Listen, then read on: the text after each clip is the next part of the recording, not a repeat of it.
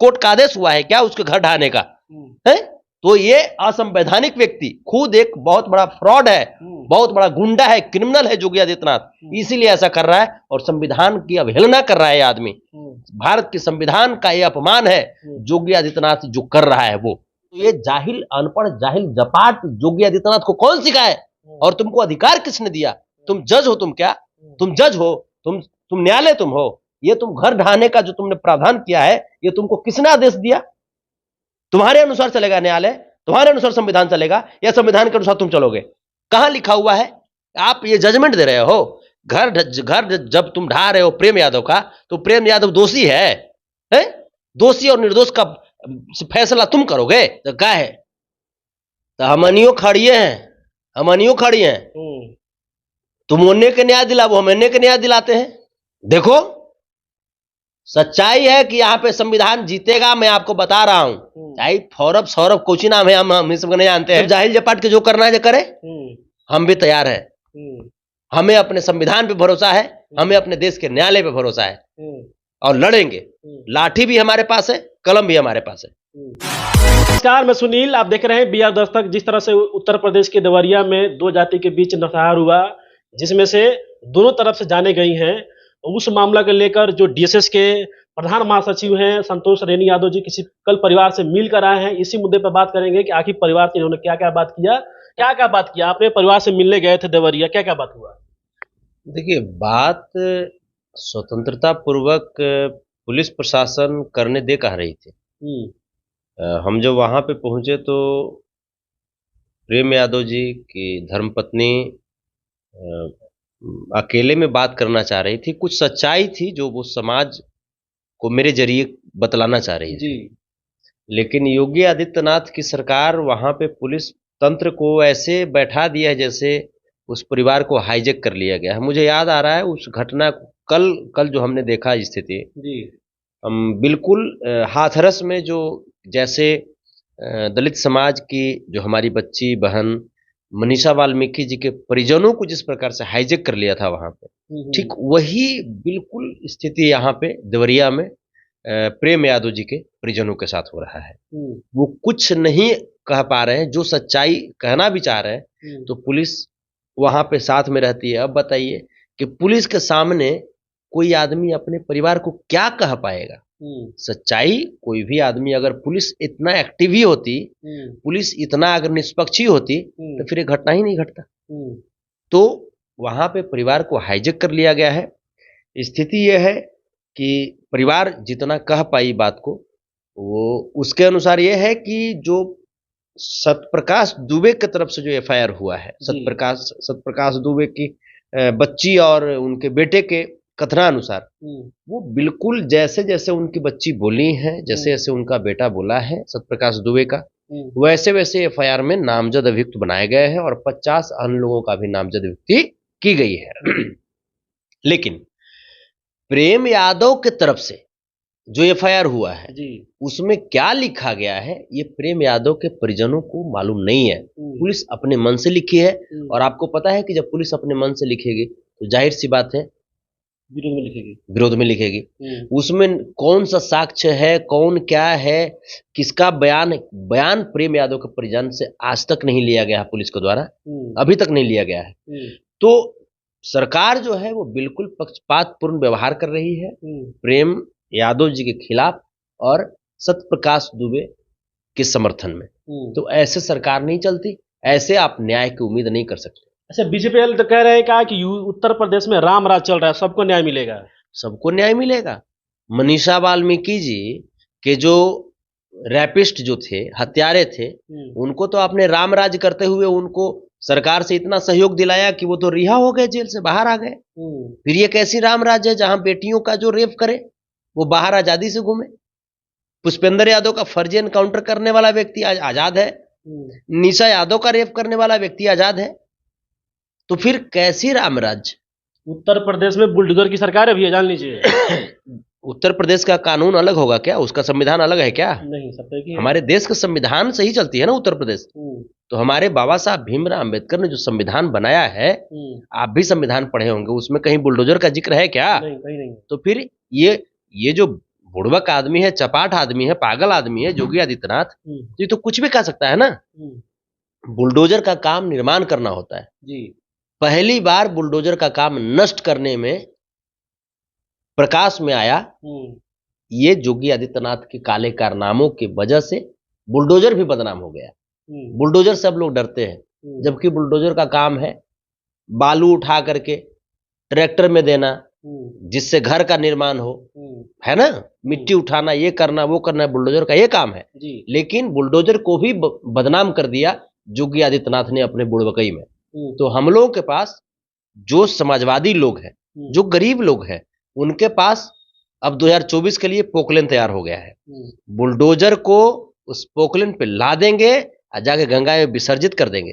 अगर योगी आदित्यनाथ बुलडोजर चलाएगा तो योगी आदित्यनाथ भी उसी बुलडोजर के साथ गंगा में प्रवाहित हो जाएगा और अब पोकलेन का राज चलेगा 2024 से। तो लोग तो कह रहे हैं कि उत्तर प्रदेश में राम राज है, लेकिन जो प्रेम यादव की जो बेटी है एक इंटरव्यू में रो रही थी, कह रही थी क्या है कि सरकार मेरा मतलब नहीं सुन रही है, मेरे बातों को नहीं सुन रही है, रो रही थी और ये भी आरोप लगाया कि हम यादव हैं, अहिर जाति से हैं, इसीलिए सरकार मेरा बात नहीं सुन रही है। जैसे वहां पे बैकवर्ड समाज के लोगों को, दलित महादलित समाज के लोगों को, अल्पसंख्यक समाज के लोगों को आज बिल्कुल एक होता है कि कारागृह में रखा जा रहा है। उत्तर प्रदेश को कारागृह बना दिया गया है और वहां पे बैकवर्ड समाज के लोग, दलित महादलित समाज के लोग, अल्पसंख्यक समाज के लोग बिल्कुल बंदी की तरह रखे जा रहे हैं। जो सरकार चाहती है, जो सामंतवादी सोच के साथ, जो ब्राह्मणवादी सोच के साथ, जो फिरका परस्ती सोच के साथ, जो मनुवादी सोच के साथ सरकार चाहती है वही कर रही है।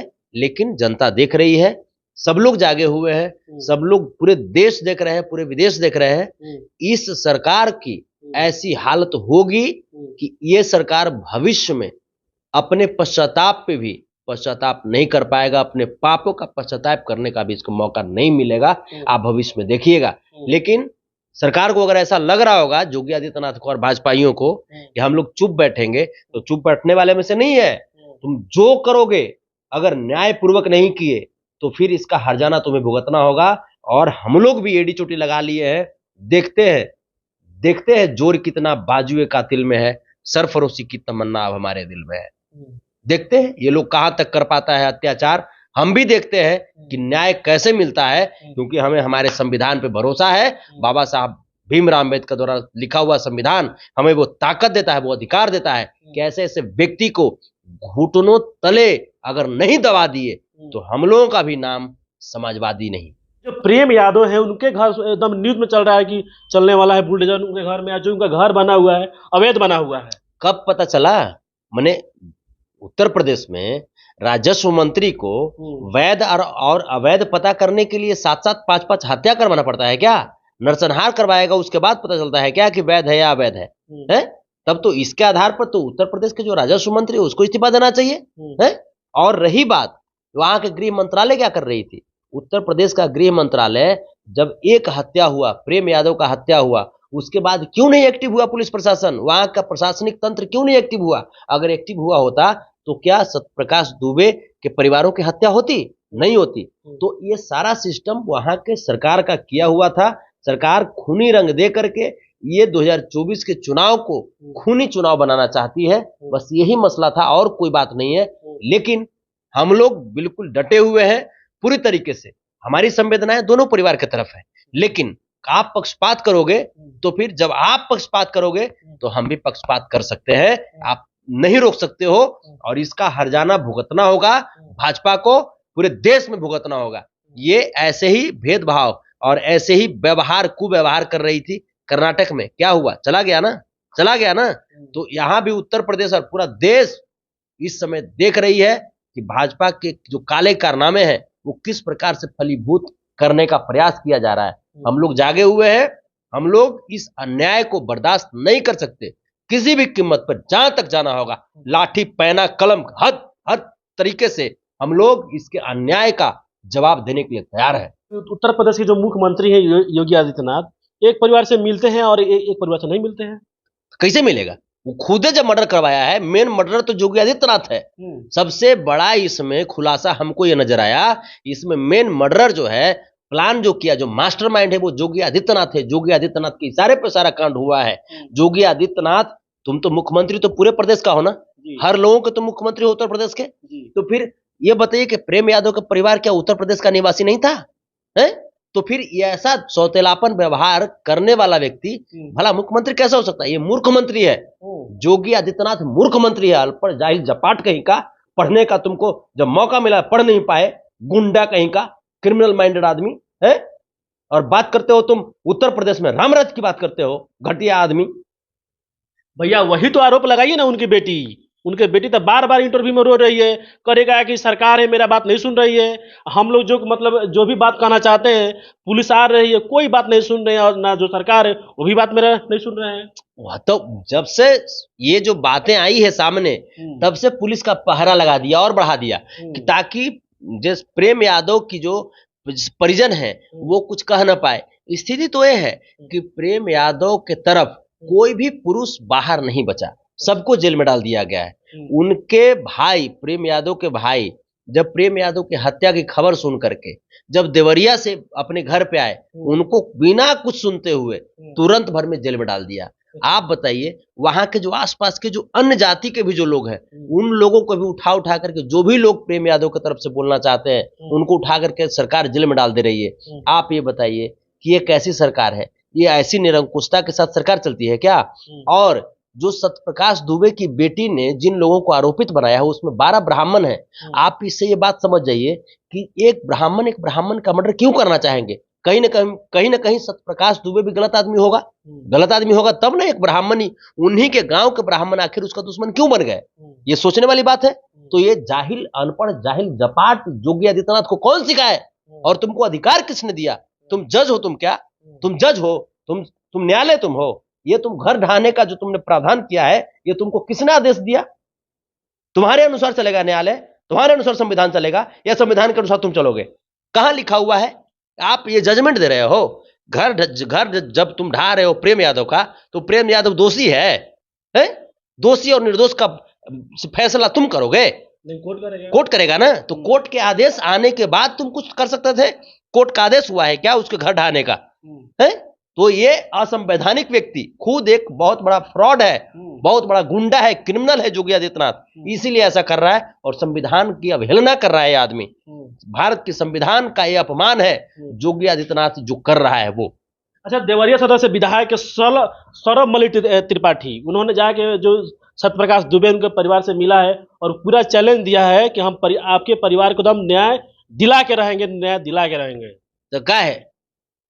तो हमनियो खड़ी हैं।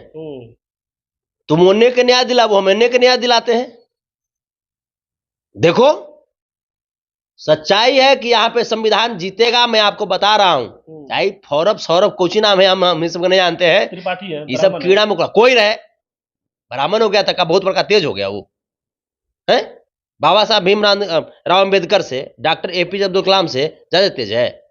तो फिर ये सब जाहिल जपाट के जो करना है जो करे, हम भी तैयार हैं। हमें अपने संविधान पे भरोसा है, हमें अपने देश के न्यायालय पे भरोसा है और लड़ेंगे। लाठी भी हमारे पास है, कलम भी हमारे पास है। देखते हैं कहां तक चलता है। ये लास्ट क्वेश्चन लेंगे। जो प्रकाश यादव के जो वकील हैं, ये आरोप लगाया है कि जो ADM और SDM है उनकी बातों को नहीं सुन रहे हैं। प्रेम यादव के परिवार हमें से, और जो उनके एडवोकेट हैं, अब तो एडवोकेट जो संघ है वो भी प्रेम यादव के साथ खड़े हो गए हैं। अत्याचार इतना अत्याचार है कि जो लोग राजनीतिक गलियारों में नहीं दखल देना चाहते थे, वो भी अपनी भावनाओं को समझते हुए प्रेम यादव के परिवार के साथ खड़े हो गए हैं। लेकिन सरकार इन बातों को अवहेलना कर रही है, नजरअंदाज कर रही है। तो कहां तक तुम नजरअंदाज तुम करोगे? तुम जहां मिलोगे वहीं हम मिलेंगे तुम्हें, लेकिन तुम्हारे इस अन्याय का हम लोग जवाब देंगे, चाहे उसके लिए लाठी उठाना पड़े, चाहे उसके लिए तीर कमान उठाना पड़े, चाहे उसके लिए कलम उठाना पड़े। हर तरीके से हम लोग जवाब देने के लिए तैयार।